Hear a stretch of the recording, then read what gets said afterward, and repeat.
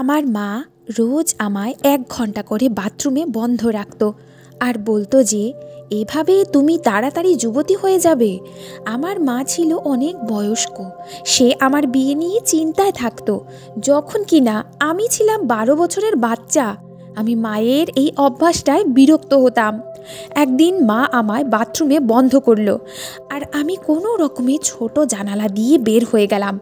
সামনে মা কাকার সঙ্গে। আজ এই ব্যাপারটার ১ সপ্তাহ হতে চলল। মা রোজ আমায় বাথরুমে বন্ধ রাখতো আর আমি বাইরে যাতে বের হয়ে না যাই তার জন্য বাইরে থেকে দরজা তালা দিয়ে দিত। আমার বয়স ছিল ১২। আমি ভীষণ ভয় পেতাম আর ভেতরেই বসে থাকতাম। কিন্তু এর মাঝেই বাসন পড়ার আওয়াজ হতো আর কারোর কথা বলার আওয়াজ পেতাম, বা কখনো অন্য কারোর। আমি বারবার মাকে বলতাম যে আমায় যেন বাইরে বের করে দেয়, কিন্তু যেন আমার মা ঘরেই থাকতো না, উধাও হয়ে যেত। মা বলতো, যদি তুমি এই কথা বাবাকে বলেছ তাহলে আমার থেকে আর কেউ খারাপ হবে না। একদিন আমি আমার বন্ধুর বাড়িতে একটা বাজে সিনেমা দেখি, যেখানে বাজে সিন ছিল। তখন আমি বন্ধুকে বললাম এইরকম আওয়াজ ঘরেও শুনতে পাই। যখন মা আমায় বাথরুমে বন্ধ করে দেয়, আমার বন্ধু আমার থেকে ৪ বছর বড় ছিল। সে আমাকে কিছু কথা বোঝালো আর বলল, তোমায় জানতে হবে যে তোমার মা বাইরে কি করেন, না হলে তোমার মা বাবা আলাদা হয়ে যাবে আর খুব খারাপ হবে। আমি ১২ বছরের ছিলাম, আমার এতটা বুদ্ধি ছিল না, কিন্তু আমি বুঝতে পারতাম আমি ভীষণ রোগা ছিলাম। আর সেজন্যই একদিন বাথরুমের ছোট জানালা দিয়ে আমি বাইরে বেরিয়ে আসলাম আর বাইরের দৃশ্য দেখে আমার পায়ের তলা থেকে মাটি সরে গেল। মাথায় হাত দিয়ে ফুপিয়ে ফুপিয়ে কাঁদতে লাগলাম, কেননা বাইরে আমার মা। আমার নাম মিনা, আমার বয়স ১২ বছর ছিল। আমার বাবা একজন মোটা লোক ছিল, যখন কিনা আমার মা ভীষণ রোগা পাতলা ছিল আর ভীষণ সুন্দরী ছিল। আমার বাবা এমন কাজ করত যে সপ্তাহে মাত্র একবারই বাড়ি আসতো, আর যেদিন সে বাড়ি আসতো সেই দিনটা হতো আমার জীবনের সব থেকে সুন্দর দিন, কেননা বাবা আমার জন্য সব সময় খেলনা নিয়ে আসতো, আমার সাথে অনেকক্ষণ বসে কথা বলতো আর রাতের বেলা আমাকে গল্প শোনাতো। সে বলতো, তুমি এখন বড় হচ্ছ আর ছোট বাচ্চা নও, এবার তোমাকে নিজের খেয়াল নিজেকেই রাখতে হবে আর ঘরের কাজে মায়ের সঙ্গ দিতে হবে। আমি আমার বাবাকে ভীষণ ভালোবাসতাম। আমি আমার মায়ের থেকে বেশি বাবাকে ভালোবাসতাম, কেননা সে আমাদের সাথে খুব বেশি থাকতো না আর মাঝে মাঝে বাড়ি আসতো। কিন্তু সে আমাকে কথা দিয়েছিল যে সে খুব তাড়াতাড়ি চাকরি ছেড়ে দেবে আর সব সময়ের জন্য আমাদের সাথেই থাকবে। কিন্তু একটা বিষয় ভীষণ অদ্ভুত ছিল, যখন আমার বাবা ঘরে আসতো তখন আমার মায়ের মুড খারাপ হয়ে যেত আর সে অল্প কথাতেই আমাকে চেঁচাতো। যদি আমার থেকে ভুল করে কোনো গ্লাস ভেঙে যেত, আমাকে খুব বাজেভাবে মা বকতো। তখন বাবা আমাকে বাঁচিয়ে নিত। একবার বাবা আমাকে জিজ্ঞাসা করলো যে ও কি আগেও এরকম রেগে যেত? তখন আমি বললাম যে না, যখন তুমি ঘরে আসো তখনই মা এরকম করে। আর এখন তো আমার মা বাবার মধ্যে ভীষণ ঝগড়া হতে লাগলো। আমার বাবা যখনই ঘরে আসতো তখনই আমি তাদের ঝগড়ার আওয়াজ পেতাম। কিন্তু যাবার সময় আমার বাবা আমাকে বলে যেত যে নিজের ভীষণ খেয়াল রেখো আর নিজের বাড়িরও। আমার মাথার মধ্যে এই কথাটা একটা দায়িত্ব এনে দিত আর আমি এটা ভাবতে লাগলাম যে আমাকে নিজের ঘরের খেয়াল রাখতে হবে। একদিন আমার মা কোথাও যাচ্ছিল, তখন আমি জিজ্ঞাসা করলাম, কোথায় যাচ্ছ মা? মা বলল, বাজারে যাচ্ছি। আমি বললাম, যাওয়ার কি দরকার, কালই তো সমস্ত জিনিস আনা হলো। আমার মা বলল, তুই কে হোস আমাকে প্রশ্ন করার? আমি তোর মা, তুই আমার মা নয়। আমি বললাম, বাবা বলেছে প্রত্যেকটা ব্যাপারেই নজর রাখতে। আমার মা বলল, আচ্ছা তুইও নিজের বাবার সাথে মিলে গেছিস। আমার মা আমাকে একটা থাপ্পড় মারলো আর আমি কাঁদতে লাগলাম। এরপর আমার মা চলে গেল। কিন্তু সন্ধেবেলায় আবার আমার মায়ের রকম সকম ভালোই ছিল। সে আমায় বলল এই ধরনের কথা বলতে নেই। আমার মাথার মধ্যে এই কথাটা বসে গিয়েছিল যে আমাকে আমার বাড়ির খেয়াল রাখতে হবে। আমি আমার মাকে ২ থেকে ৩ বার বারণ করেছিলাম। আর এরপর আমার মা আমাকে একটা কথা বলেছিল। আমার মা আমাকে তার কাছে বসালো আর বলল, দেখো তুমি 12 বছরের মাত্র, আর আমি তোমার জন্য ভীষণ চিন্তা করি। আমি বললাম, কেন? চিন্তা করার কি কারণ? তখন সে বলতে লাগলো, তুমি নিজের সাথে মিলিয়ে অন্যান্য মেয়েদের দেখো, কত তাড়াতাড়ি তারা বড় হয়ে গেছে, আর তুমি এখনও পর্যন্ত বড় হওনি। মায়ের কথা ঠিক ছিল, কিন্তু কেননা আমি দেখেছিলাম যে আমার তুলনায় সমস্ত বন্ধুরা লম্বা ছিল, তারা লম্বায় অনেকটাই ছিল, কিন্তু আমার তো এটাই মনে হতো যে এটা সাধারণ ব্যাপার, কেউ উচ্চতায় ছোট বড় হতেই পারে, এর মধ্যে চিন্তার কি কারণ? আমার মা বলল, চিন্তার কারণ এটাই যে তুমি যুবতী হতে পারছো না, তোমার এতদিনে যুবতী হয়ে ওঠা উচিত ছিল। এজন্যই আমি তোমার ব্যাপারে ডাক্তারের সাথে কথা বলেছি, এজন্যই আমি যেতাম আর তুমি আমাকে আটকাতে। আমি তোমার জন্যই তো এত দূর যেতাম, আর তুমি আমাকে আটকে প্রশ্নের পর প্রশ্ন করতে থাকতে। ডাক্তার একটা উপায় বলেছেন, আমরা কাল থেকে এটাই করব। তারপর তুমিও তোমার অন্যান্য বন্ধুদের মতো তাড়াতাড়ি যুবতী হয়ে যাবে, কেননা তোমায় বিয়েও তো করতে হবে। বিয়ের কথা শুনে আমি অবাক হয়ে গেলাম। আমি বললাম, তুমি আমার বিয়ে এত তাড়াতাড়ি কেন দিতে চাইছো? তুমি আমাকে স্কুলেও পড়তে দিলে না, 5ম শ্রেণীতে পড়ার পর ঘরে বসিয়ে রাখলে, আর আমার বিয়ে করাতে চাইছো এবার? সে বলতে লাগলো, যত তাড়াতাড়ি বিয়ে হবে ততই ভালো। আমি বললাম, আমি এখন বিয়ে করতে চাই না। কিন্তু মা বলল, ভাবো, তোমায় একটা কাজ করতে হবে, আর এটাই তোমার জীবনের উদ্দেশ্য, আর তাহলে সেই কাজটা যত তাড়াতাড়ি হয়ে যাবে ততই তো ভালো। এখন ছোটই মনে হচ্ছে তোমায় দেখে, আর বিয়ের পর তোমার বাচ্চারাও তাড়াতাড়ি হবে, আর তারা বড় হয়ে যাবে তাড়াতাড়ি। আমি বুঝতে পারছিলাম যে মা আমার মাথা ঘোরানোর চেষ্টা করছিল, সে নিজের কথায় আমাকে রাজি করানোর চেষ্টা করেছিল। আমি জানতাম না যে আমার মা কি করতে চাইছে। আমার মা বলল, কাল থেকে আমরা একটা কাজ করব, যাতে তুমি তাড়াতাড়ি যুবতী হয়ে যেতে পারো, আর তুমি বুঝতেই পারবে যে তুমি এত সুন্দর হয়ে যাবে। তোমার সমস্ত বন্ধুরা তোমায় দেখে হিংসে করবে যে এই মেয়েটা এত মিষ্টি কি করে হয়ে গেল। যখন মা আমাকে কাজ বোঝালো, তখন আমার পায়ের তলা থেকে তো মাটি সরে গেল। আমি ভাবতে লাগলাম যে এটা কিভাবে সম্ভব, এটা তো ভীষণ অদ্ভুত কথা। কিন্তু মা বলল, এটা সত্যি, আর এরকমই হয়। আমি অনেক লোককে এরকম করতে দেখেছি।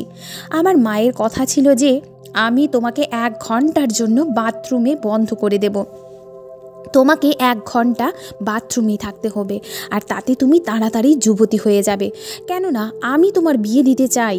মা বলল, আমরা কাল থেকে এই কাজটা শুরু করে দেব। পরের দিন মা জলখাবার খাওয়ার পরে 10:30টায় বাথরুমে আমাকে বন্ধ করে দিল। তার কথা হলো, 10:30টার পর তোমাকে আমি বাথরুমে বন্ধ করলাম, পুরো 11:30টা বাজতেই আমি তোমাকে বাথরুম থেকে বের করে নেব। আমি তাকে বললাম, আমি এমনটা চাই না, আমি চাই না যুবতী হতে।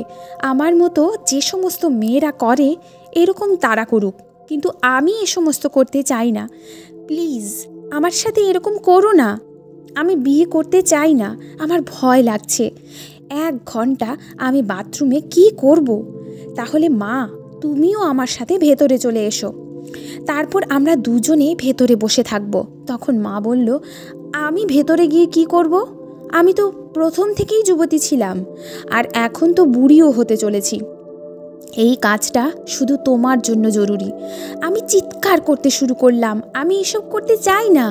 দরজায় হাত রেখে আমি দাঁড়িয়ে বললাম, দরজা বন্ধ করো না।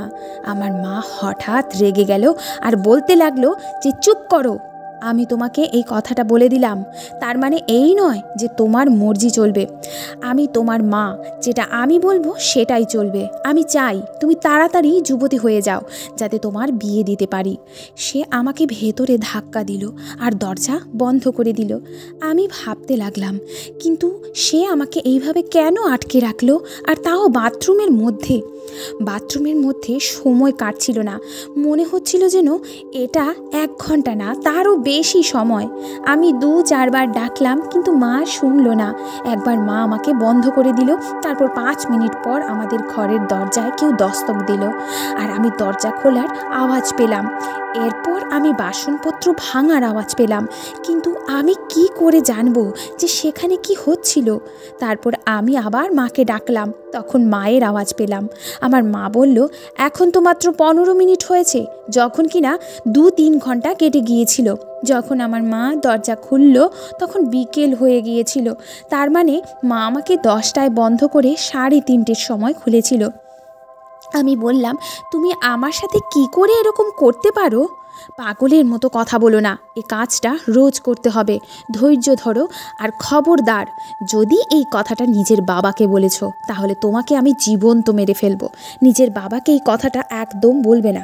তোমার বাবা তোমাকে অনেক ভালোবাসে, তোমার বিয়ে দিতে সে চায় না, কিন্তু তোমার বিয়ে করার মধ্যেই তোমার ভালো লুকিয়ে আছে।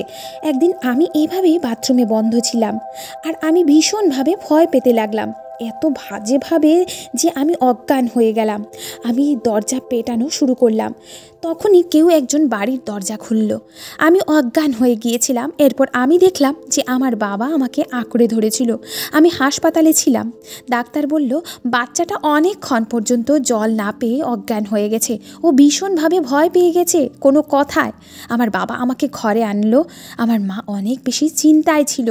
যখন আমার শরীর একটু ঠিক হলো তখন আমার বাবা আমাকে বলল, কি হয়েছিল তোমার? তুমি বাথরুমের ভেতরে বন্ধ হয়ে গেলে কি করে? আমি মায়ের দিকে তাকালাম, তখন মা আমাকে ইশারা করলো যে খবরদার, কিছু বলার দরকার নেই। বাবার থেকে বেশি মাকে ভয় পেতাম আমি বললাম, কিছু হয়নি, দরজা বোধহয় আটকে গিয়েছিল, তাই আমি বাথরুমে বন্ধ হয়ে গিয়েছিলাম, এজন্য আমি ভয় পেয়ে গেছিলাম, আর এজন্যই আমি অজ্ঞান হয়ে গেছিলাম। বাবা বলল, চলো ঠিক আছে, নিজের অনেক খেয়াল রাখবে, আর আমি তোমাকে কথা দিচ্ছি যে এরকম আর কিচ্ছু হবে না, তুমি আর চিন্তা করো না, তুমি আরাম করো। বাবা চলে গেল। এরপর কিন্তু আমার মায়ের সাথে তার ঝগড়া হলো। সে বলল, মেয়ে বাথরুমের মধ্যে ফেঁসে গিয়েছিল আর তুমি বাড়িতে ছিলে না। আমি যখন ঘরে আসলাম তখন ঘরের দরজাও খোলা ছিল। কি করেছিলে তুমি? আমি এজন্যই সব কিছু ছেড়ে যাই, যে তোমার দায়িত্ব থাকে। আমি যদি আরও একটু দেরিতে আসতাম তাহলে ভাবো যে কি হয়ে যেত। ও ভেতরেই তো অজ্ঞান হয়ে পড়ে থাকতো, আর ওর ব্লাড প্রেশার একেবারে কমে যেত, আর বড় কিছু হতে পারতো। একটাই তো বাচ্চা, আর তুমি তাও খেয়াল রাখতে পারো না। কী ধরনের মা তুমি? যদি তুমি কোথাও যাচ্ছিলে তাহলে ওকেও তো সাথে নিয়ে যেতে পারতে। যাই হোক, তুমি যাচ্ছিলেটা কোথায়? জিনিসপত্র আনতে যাচ্ছিলাম। বাবা বলল, কিন্তু তোমার হাতে তো কিছুই ছিল না। আমার মা বলতে লাগলো আমার মুড বদলে গেছিল, আর আমি এজন্য বাড়িতে চলে আসছিলাম।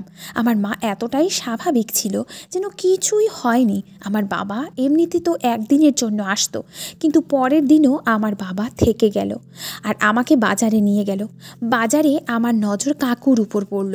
আমি বাবাকে বললাম, ওই দেখো কাকু যাচ্ছেন, চলো তাকে ডাকি। বাবা বলল, দরকার নেই, আমি 2-3 বছর হয়ে গেল কথা বলি না। আমি জানতাম না যে বাবা তার সাথে কথা বলে না। বাবা আমাকে বলল, আমিও ওর সাথে একদম কথা বলি না, সে আমার শত্রু। তুমিও কখনো তার সাথে কথা বলো না। যদি সে তোমার জন্য কিছু খাবার দাবার নিয়ে আসে তাহলে সেটাও তুমি খাবে না, আর নিজের মাকেও বারণ করবে। আমি আমার বাবাকে বললাম যে ঠিক আছে বাবা। আমার বাবা আমার সাথে 2-3 দিন থাকলো। এর মধ্যে মা আমাকে কখনো বাথরুমে বন্ধ করেনি। আর তারপর বাবা চলে গেল। যতক্ষণ বাবা ঘরে ছিল আমার মা আমার সাথে খুব ভালো ব্যবহার করত। আমি ভাবলাম যে এরপর হয়তো সে এরকম কাণ্ড কারখানা করবে না, কিন্তু বাবা যেই চলে গেল পরের দিন মা আবার আমাকে বাথরুমে বন্ধ করে দিল। এবার তো আমার খুব ভয় হতে লাগলো, কেননা ডাক্তার বলেছিল যে আর একটু দেরি হয়ে গেলে আমার সাথে অনেক কিছুই ঘটতে পারত, আমি মরেও যেতে পারতাম। এবার তো আমি আমার জীবনের অনেক বেশি পরোয়া করতে লাগলাম। জানি না মা কেন পরোয়া করে না। আমি লক্ষ্য করেছিলাম বাথরুমে একটা জানলার মতো ছিল, আর সেটা বেশ বড় ছিল। সেখানে জাল লাগানো ছিল।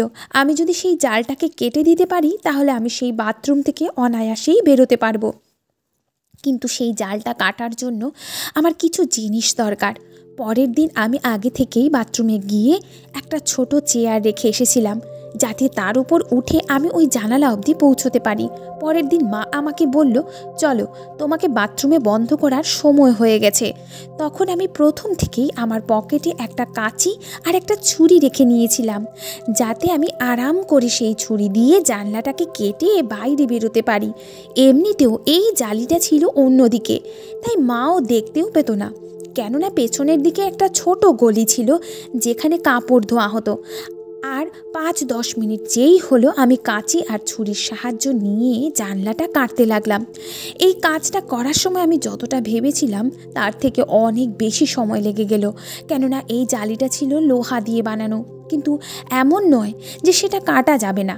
আমি বাইরে বেরিয়ে জানতে চাইছিলাম যে মা কী কাজ করে আর যেটা করেছিল সেটা ভুল কি না। এতদিন পর্যন্ত আমি বাথরুমে বন্ধ ছিলাম। মা বলেছিল তুমি তাড়াতাড়ি বড় হয়ে যাবে, যুবতী হয়ে যাবে। এই কথাটা আমার মাথায় আসলো যে এরকম কিছুই তো হচ্ছে না, এ সমস্ত কিছু মিথ্যা। কেননা যদি এইভাবেই মেয়েরা যুবতী হয়ে যায় তো সব মেয়েরা এরকম করে না কেন?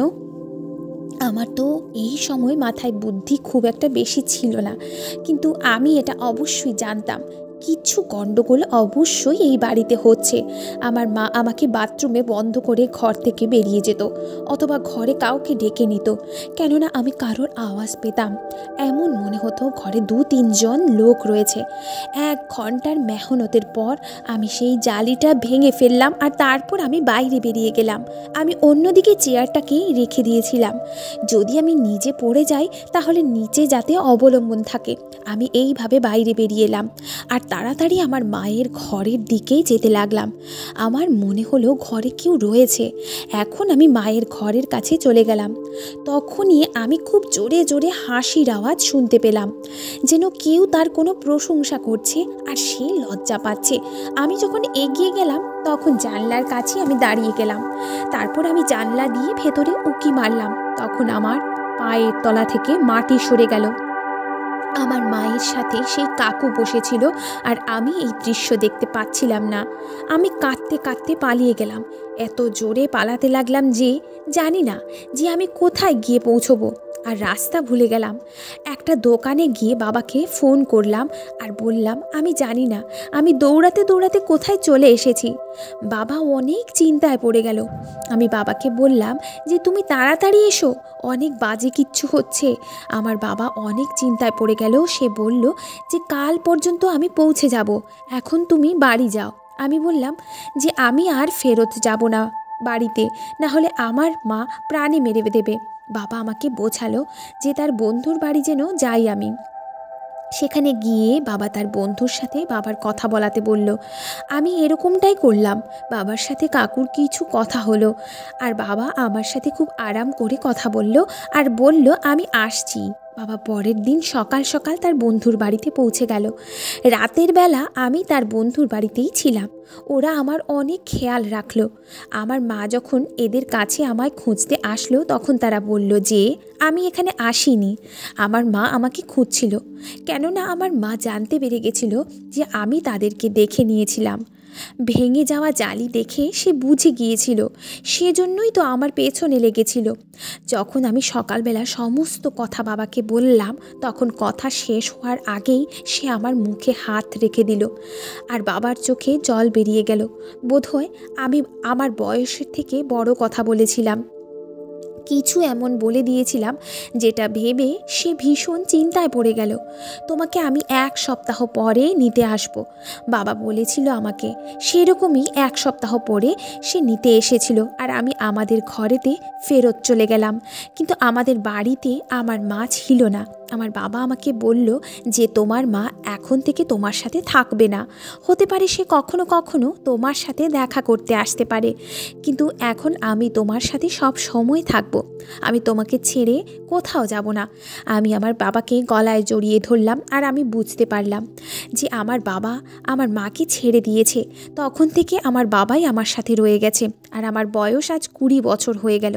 আর এখন আমার বাবা আমার জন্য সম্বন্ধ খুঁজছে, কিন্তু মা আর দ্বিতীয়বার দেখা করতে আসেনি। সে কোথায় গেছে এই ব্যাপারেও আমি কিছুই জানতাম না, আর জানতে চাইতাম না।